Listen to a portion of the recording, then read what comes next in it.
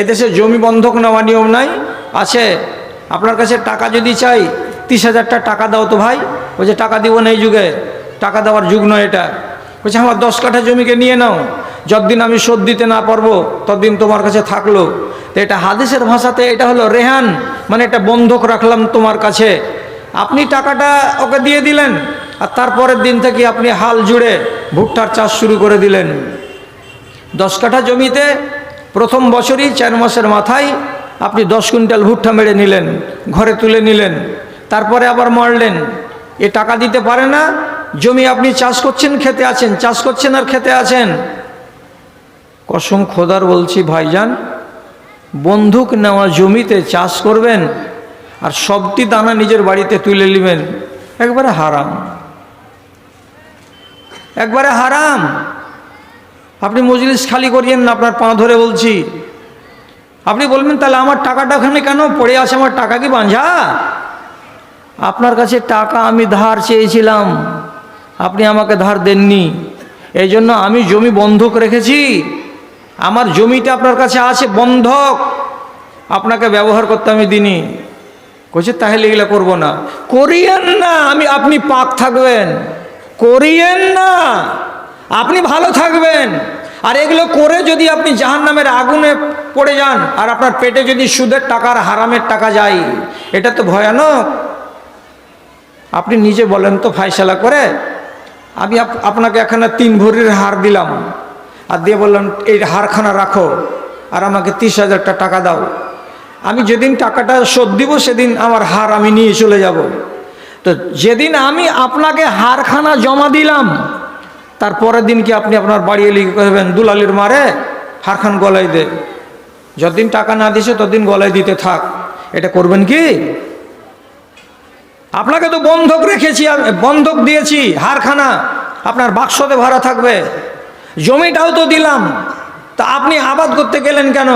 আর যদি বলেন যে ফেলে রাখবো মুলি সাহেব জমিটাকে, আবাদ করলে তো ফসল হয়েছে, আপনি একটা অংশ ওকে দিয়ে দেন, আপনি একটা ভাগ দেন ওকে। আর না হয় মূলধন থেকে আপনি 500 কিংবা 700 কিংবা 1000 টাকা করে মাইনাস করতে থাকেন, জায়েজ হয়ে যাবে। কিন্তু আমাদের দাঁতে এমন লুহু লেগেছে যে বন্ধকের জমিতে একটা কানাকড়ি তো পাবেই না, উপরন্তু আমি হালাল মনে করে খেয়ে চলে যাচ্ছি জীবন ধরে। এটা সুদের আওতাভুক্ত কাজে, এখান থেকে আপনাকে আর আমাকে বাঁচতে হবে। আযাব আসবে, এমন কিছু বিধিবিধান আছে যেগুলোতে আল্লাহ তাআলা আযাব লিখে রেখেছেন। যেমন একটা লোক মদ খায়, তো মদের কোয়ালিটি আলাদা আছে, যাকে বলে নেশা। কেউ যদি গ্লাসে ঢেলে মদ খায়, 40 দিন তার নমাজ কবুল হবে না। একবার বলেন জোর করে সুবহানাল্লাহ। কদিন কবুল হবে না? 40 দিন। তাহলে আপনি বলবেন তাহলে মদ খেয়েছি সোমবার, তো 40 দিন বসে থাকি, কারণ যে নমাজ তো কবুল হবে না। আল্লাহর কসম, নমাজ পড়তে থাকতে হবে, নমাজ পড়তে থাকতে হবে, কিন্তু নমাজের সওয়াব পাবেন না। যদি নমাজ ছেড়ে দেন তাহলে তার খেসারত আবার উল্টাভাবে আপনাকে দিতে হবে, নমাজের কোনো ফল পাবেন না। মোটা মোটা গাছ ভুট্টার গাছে একটাও ভুট্টার ফল ধরবে না। এর নিম্ন কোয়ালিটি একটা ছোট নেশা। ছোট নেশাটা কি? খাইনি। এটাতে 40 দিনের ইবাদত নষ্ট হবে না, কিন্তু ক্ষতি হবে আপনার, গুনাহ হবে আপনার। আজ পর্যন্ত শত শত বাবাজি অজু করছেন, নামাজ পড়ছেন, আর মসজিদে উজুর টাইমে যাচ্ছেন যে এমনি করে কষাতে আঙুল ভরে পচা খাইনি বের করে অজুখানায় ফেলে বিসমিল্লাহ বলে নল খুলছেন। আপনি তোবা করেন, মরার বয়স হয়ে গেল, এই জিনিসটা হারাম, হারামকে ছাড়তে পারলেন না। যে নেশা পান করবে তার জন্য কি আযাব আছে? বেশি লম্বা করবো না, খুব তাড়াতাড়ি ছাড়বো আপনাকে। কি বলছি? রাসূলুল্লাহ বলছেন ইউসকা মিন নাহারিল গুতাতে, কিয়ামতের দিন এই লোকটাকে আল্লাহ তাআলা বলবেন তুমি তো মাল খাওয়া লোক, তুমি যে জিনিস খেতে সেই জিনিস তোমাকে দেওয়া হবে। গ্লাসে করে করে লোকটা দাঁড়িয়ে থাকবে জাহান্নামে। এমন সময় আল্লাহর ফেরেশতারা গুতা নামক একটা নহর থেকে গ্লাসে করে 1 গ্লাস ওই নহরের পানি এনে দেবে। পানিটা এত বিকট দুর্গন্ধ করবে, পানিটা এত কঠিন কঠিন বাজে গন্ধ করবে যে যার জ্বালায় জাহান্নামীরা অতিষ্ঠ হয়ে যাবে। আর আল্লাহকে বারবার বলবে, আল্লাহ এমনি তো জাহান্নামের আগুন সহ্য করা যায় না, তার উপরে আমাদের জাহান্নামের কিনারা দিয়ে এই নহরের পানিগুলো এত বাজে গন্ধ করছে যে প্রাণ বাঁচে না। নহরটার নাম কি? নহরটার নাম হলো গুতা। সেই নহরের পানি এনে দেওয়া হলো। এই পানিটা কোনখান থেকে আসছে?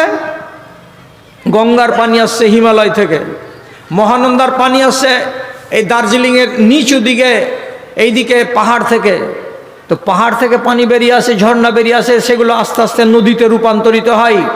গুতা নহরের পানিগুলো আসছে কোনখান থেকে? আপনি আমাকে মাপ দিয়েন, মাপ দিয়েন। আপনারা বাপতুল্য লোক, আপনারা এই দেশের মানুষ, আমার ভুল ধরেন খুব বেশি, এই জন্য খুব বাক সংযমী হয়ে কথা বলছি, মরার কালে কেউ যেন আমাকে কটাক্ষ না করে বলে। কি কথা?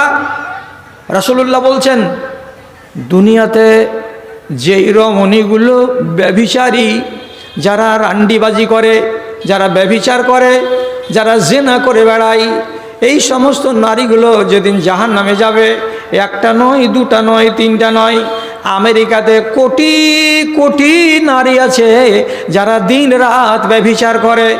ইউরোপের মাটিতে কোটি কোটি কোটি নারী আছে যারা দিন রাত ব্যভিচার করে। ভারতবর্ষের মাটিতে মুসলমানদের গ্রামে গ্রামে, টোলাই টোলাই, পাড়ায় পাড়ায় শত শত নারী আছে যারা ব্যভিচার করে। বিয়ে হয়ে গেছে, ছেলের মা হয়ে গেছে, তারপরেও লুকিয়ে লুকিয়ে প্রেম করে, লুকিয়ে লুকিয়ে ব্যভিচার করে। যারা এই ধরনের বদ স্বভাবের নারী আছে, আল্লাহ রাব্বুল আলামিন বলছেন তার নবীকে দিয়ে, কিয়ামতের দিন ওই সমস্ত বেশ্যা নারীদের শরম গাহা দিয়ে একগুলো পানি বেরিয়ে বেরিয়ে আসবে। আর ওই পানিগুলো চুয়ে চুয়ে চুয়ে চুয়ে ছোট ছোট ক্যানেল দিয়ে বড় ক্যানেলে আসবে। একটা নারী নয়, কোটি কোটি কোটি কোটি নারীর শরম গাহা থেকে, লজ্জাস্থান থেকে যেই পচা পানিগুলো বেরিয়ে বেরিয়ে একটা ক্যানেলে আসলো, সেই ক্যানেলটার নাম হলো গুতা। আর ওই গুতা ক্যানেলের পানি দেওয়া হবে কাকে? তো এই সুদখোরকে, এই মদখোরকে। আল্লাহ, খা। এটাকে মনে মনে ভেবেলে যে এটা পেপসি খাচ্ছি, মনে মনে ধরেলে যে এটা মিরিন্ডাই খাচ্ছি। এই জিনিসই তোকে পান করানোর জন্য বাধ্য করা হবে কিয়ামতের দিন। তাহলে এটা তো আযাব। আযাবের কথা যদি আপনি বিশ্বাস না করেন, তাহলে মদ ছাড়বেন কি বারের দিন? ছাড়তে পারবেন না, ছাড়তে পারবেনই না আপনি। আর যদি বলে যে হ্যাঁ এগুলোকে বিশ্বাস করি, তাহলে আস্তে আস্তে মনের ভেতরে শঙ্কা, ভয় তৈরি হবে। তাহলে তো আপনি এটাকে ছাড়বেন।